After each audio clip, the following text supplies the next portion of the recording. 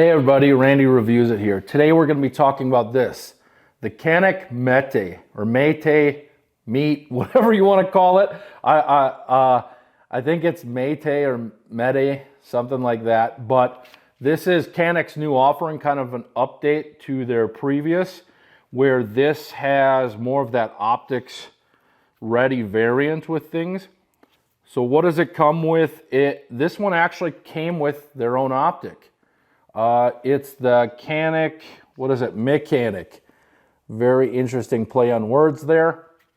So this gun, it came in with everything, and I mean everything. I did a YouTube short on this.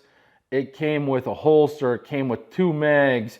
It came with optics plates. It came with the optic. It came with, the holster. It came with tools.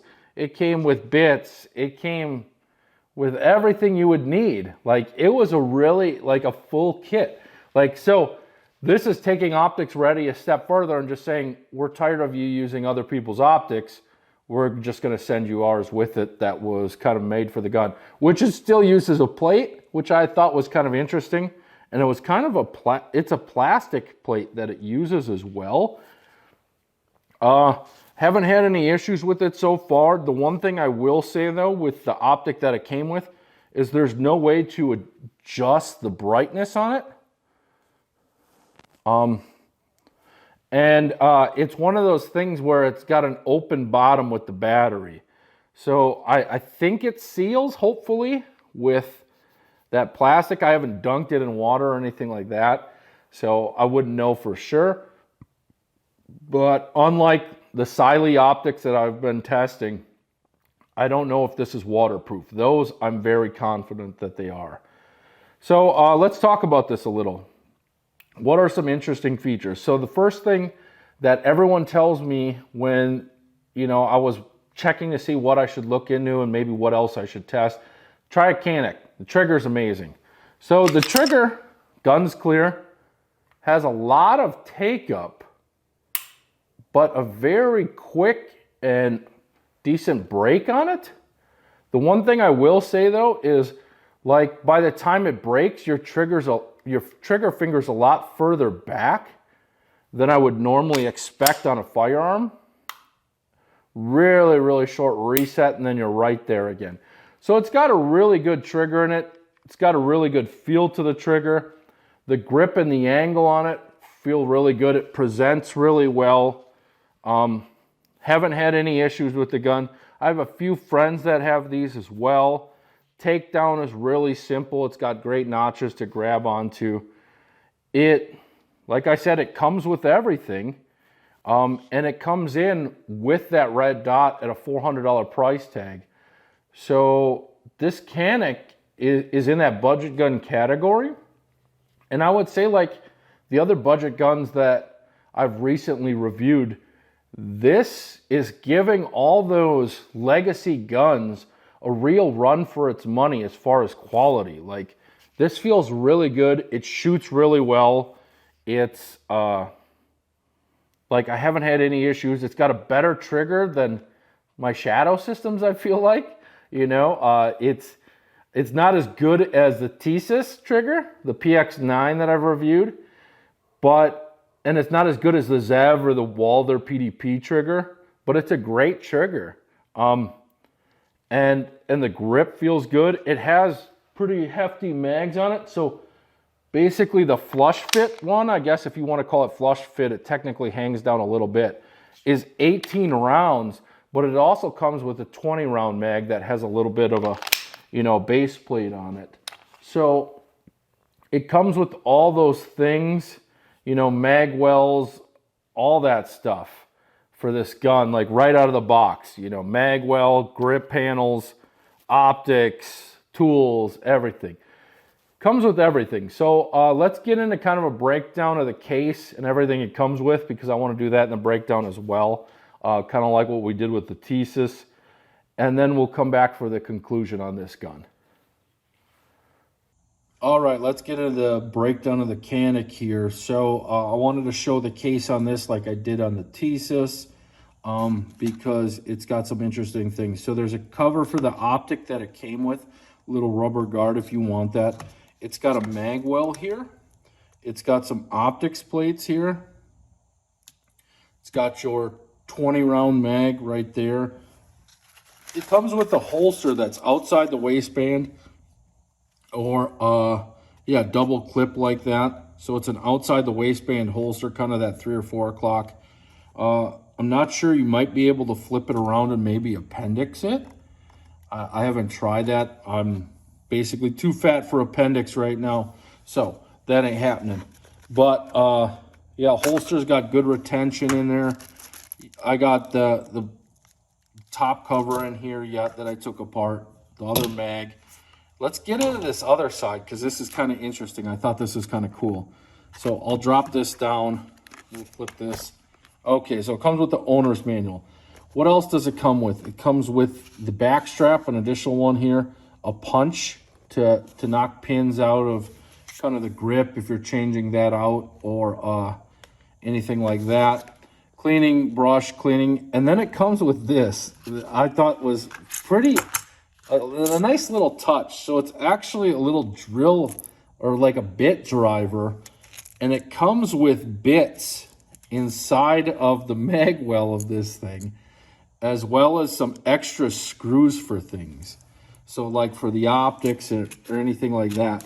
Really, really cool. Canik went all out, and they're giving you everything up front. Before we get into the breakdown, something I've been adding recently is, let's see if this rail's usable, because I noticed on the Stoker it had issues. Ooh. Yeah, so it's locking in there. So there's a little bit of a gap. Like I said, I have this set to the Glock setting, so on other videos. So I probably you need the regular. You can see it's got more than just the Glock setting. It's a pick rail under there. It's usable. It's got plenty of room. This thing will lock in. You're good to go there. Let's get it on the trigger gauge, because this Canik's got a pretty famous trigger on it. Let's see what it gauges at. So I got my analog gauge because I'm a broke YouTuber.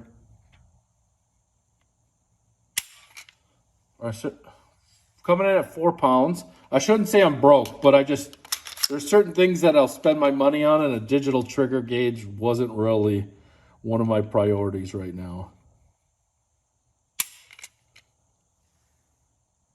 Just over 4 pounds. Let's do one last one to get. But we're looking at right at that 4 pound range. Yep. Right there at 4 pounds again. If you can see that. So it's coming in a little bit heavier than that Thesis. It doesn't have quite as good a shape, but the one thing that I do like about this trigger a little bit better than the Thesis is it's got a better reset, and then you're right back there. So if you're better than me with like how you're resetting your finger, because I'm pretty terrible at it, I usually let it reset way too far. If you're better with your reset, you could probably go a little bit faster with this. There's shorter travel time on the reset. The one thing is that I will say is, if you look at how far back this breaks to the rear, so there's a lot of take up right there, and then it's all the way back, still going, break.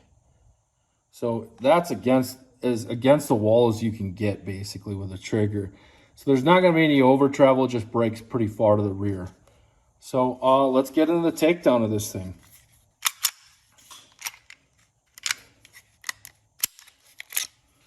It just pops right off, kind of like the Echelon, where it comes out because it's got those cuts right there. So it's got a lot of lightning areas machined in there. That's pretty good machining. Machining's pretty well done on this thing. And you're getting a metal guide rod, flat wire spring. It looks like it's a single spring in here. And then, not quite like a Glock, not quite like the Thesis, it's kind of its own thing, the way that this trigger's set up back there. You got metal inserts here for the slide to ride on the whole way. It's just those little areas there, but overall pretty standard. Metal guide rod, good machining, lightning, that sort of thing. And there we go. So let's slap this back together.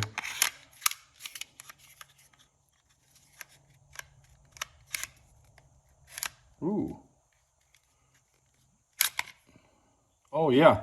I was trying to put it together, so I guess you do got to do it like the echelon, where it's almost like you put it on there. If you try to go all the way from the front, the things I learned. So if you've got to put it on midway, and then you just pull it, and then you're good to go, and then you're back in action.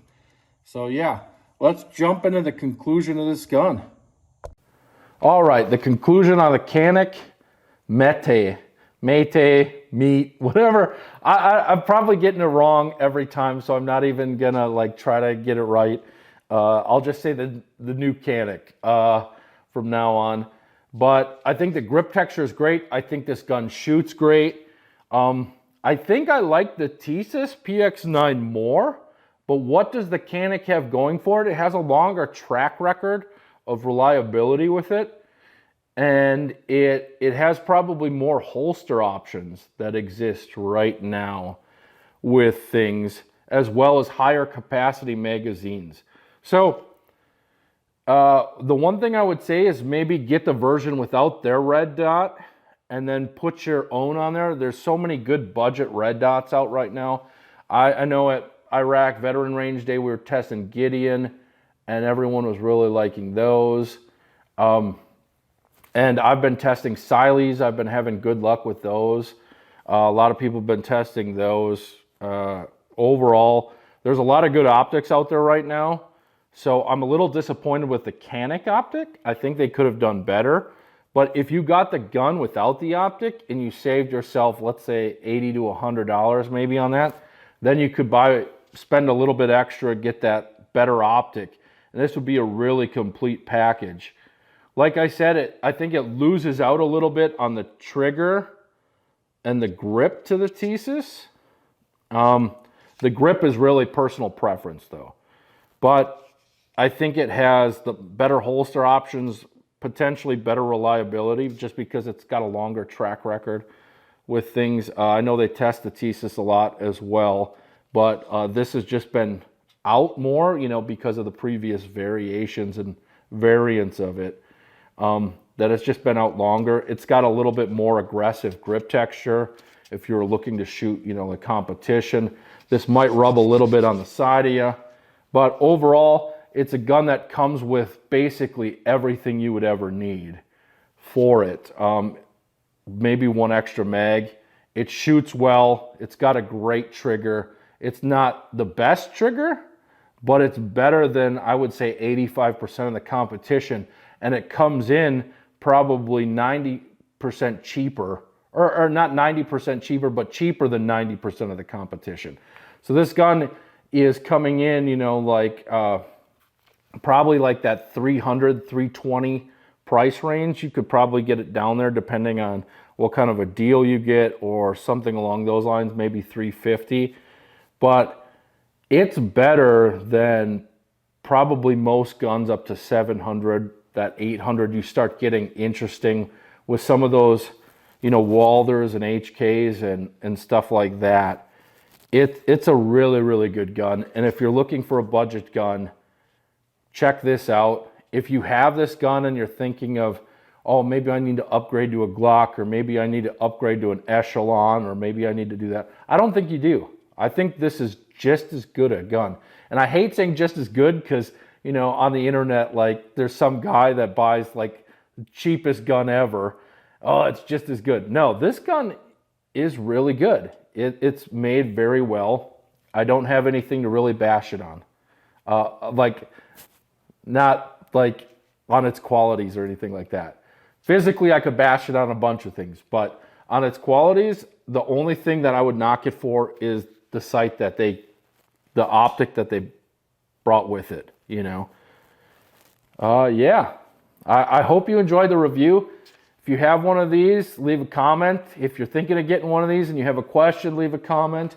If you had one of these and you thought it sucked, I would be really interested to hear why, because I've been having a great experience shooting this gun as well. All right, everyone. Thanks for watching. Take care.